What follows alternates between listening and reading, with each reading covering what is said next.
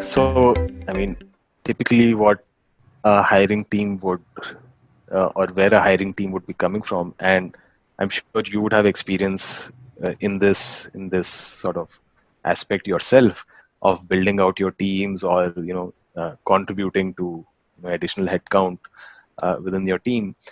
My experience has been that people on this sort of panel have a very specific agenda that they want people who can contribute to the team as quickly as possible.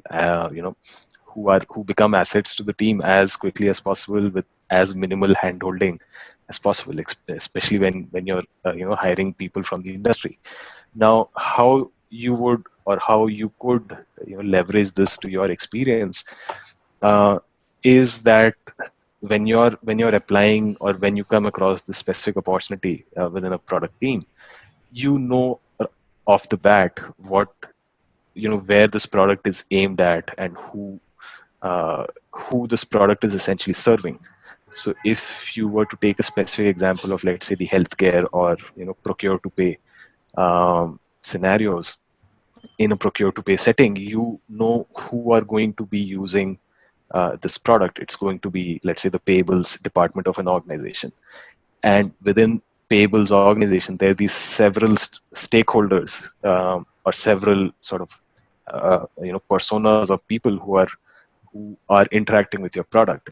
So now, from your experience in user in UX, in UI design, in wireframing, what are several design considerations or design aspects which apply to these different personas, and you are able to make these trade-offs between design elements, saying that, hey, this is where, or this is how a particular user persona would probably be using my product, what works for him, what doesn't work. You are able to convey that as far as the visuals of the product go, right? When you're building out wireframes or mockups. Now, if you are to extend this mockup in both directions, if you take it back to the system, basically, how does any interaction on this wireframe or a mockup interact with your backend system? What is your screen essentially transmitting and getting data from on the backend of a system? That's something you probably don't work on a day-to-day basis if you're focusing on the user interface or experience aspect. But like I said, in a product role, there are these several seasons depending on where your life cycle is. So at some point of time, a product manager, or you're talking to a product manager, and he is discussing these aspects of user interface and design with you. So you would be able to extract uh, or identify where a certain screen is, or how a screen is interfacing with the backend system.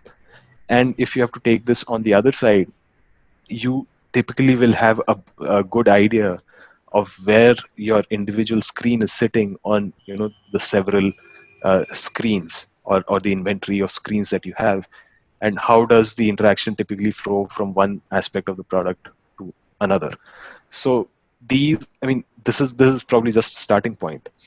You have experience on user interface, and you are able to probably tie it up, or look at the bigger picture when it comes to the larger product, or the bigger product, as far as user experience goes.